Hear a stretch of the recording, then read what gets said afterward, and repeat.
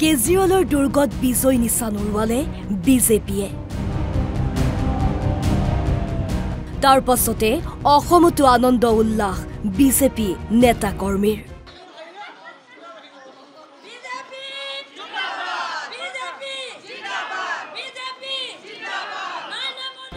২৭ বছৰৰ পাছত দিল্লীৰ মসনদ দখল কৰিবলৈ সক্ষম হ'ল ভাৰতীয় জনতা পাৰ্টি।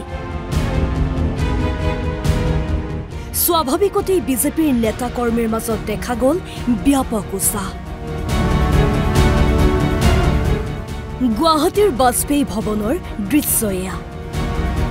আতচবাজি ফুটাই বশিষ্ঠৰ বাজপেয়ী ভৱনত আনন্দ উল্লাস দলটোৰ নেতা কৰ্মীৰ।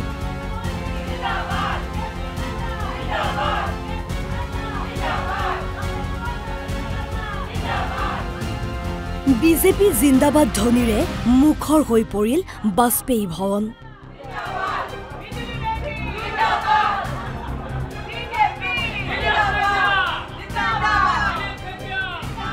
দিল্লীবাসীৰ আশা আকাংক্ষা পূৰণ কৰাত কেজৰিৱাল ব্যৰ্থ হোৱাৰ বাবে পৰাস্ত হোৱা বুলি দাবী কৰিছে মন্ত্ৰী ৰূপেশ গোৱালাই। দিল্লীৰ বিজয়ক ঐতিহাসিক বিজয় আখ্যা দিলে মন্ত্ৰী যোগেন মোহনে।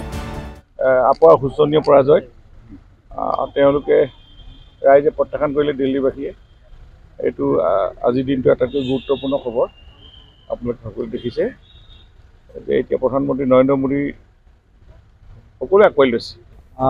আমাৰ দেশৰ জনপ্ৰিয় প্ৰধানমন্ত্ৰী মোদীজীৰ নেতৃত্বত আৰু আমাৰ ৰাষ্ট্ৰীয় সভাপতি জেপি নাড্ডা ডাঙৰীয়াৰ নেতৃত্বত দিল্লীত এইবাৰ আমাৰ ২৭ বছৰ পিছত আমাৰ চৰকাৰ হ'বলৈ গৈ আছে। গতিকে আমি দিল্লীবাসী ৰাইজক ধন্যবাদ জনাইছোঁ, শুভেচ্ছা জনাইছোঁ। দিল্লীৰ বিজয়ত মুখ্যমন্ত্ৰী ডক্টৰ হিমন্ত বিশ্ব শৰ্মাৰ গুৰুত্বপূৰ্ণ অৰিহণা আছে বুলি উল্লেখ কৰিছে বিধায়ক দিগন্ত কলিতাই। অসমৰ বহুকেইগৰাকী কাৰ্যকৰ্তা মন্ত্ৰী বিধায়কেও নিৰ্বাচনী প্ৰচাৰ চলাইছিল ৰাজধানী দিল্লীত। আমাৰ মুখ্যমন্ত্ৰী ডক্টৰ হিমন্ত বিশ্ব শৰ্মা ডাঙৰীয়া এক বিশেষ অৰিহণা আছে আৰু আমাৰ ইয়াৰ পৰা বহুত দলীয় কাৰ্যকৰ্তা গৈছিল, বিধায়ক মন্ত্ৰী, তেখেতসকলেও যথেষ্টখিনি এই নিৰ্বাচনটোত সহযোগিতা কৰিছে। এই চেগতে মুখ্যমন্ত্ৰী ডক্টৰ হিমন্ত বিশ্ব শৰ্মা ডাঙৰীয়াকো আন্তৰিক অভিনন্দন জনাই থৈছোঁ। আপৰ যি পৰিৱেশ আছিল, যিটো অহংকাৰ, যিটো দাম্ভিকতাৰে তেওঁলোকে ভাবিছিল, সেইটো দিল্লী জনতাই একচেপ্ট কৰা নাই।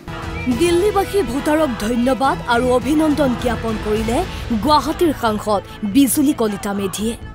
ৰাইজে খুব সুন্দৰকৈ বুজি পাইছে যে উন্নয়ন হ'বলৈ হ'লে ভাৰতীয় জনতা পাৰ্টীৰ নেতৃত্বাধীন চৰকাৰ এখনৰ খুবেই প্ৰয়োজন।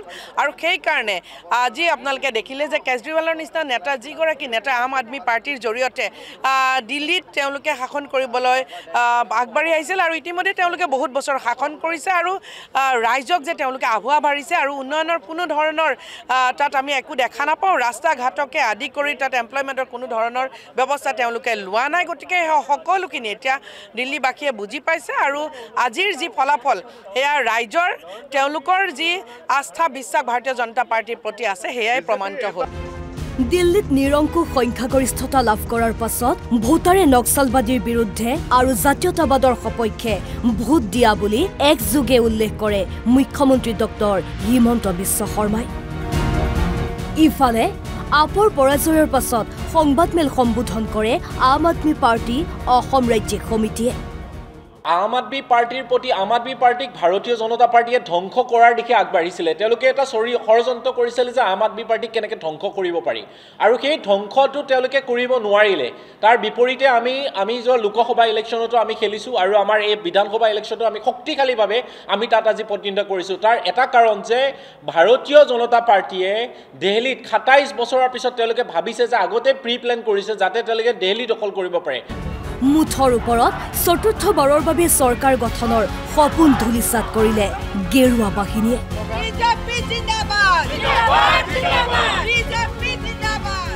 Bureau report NB news.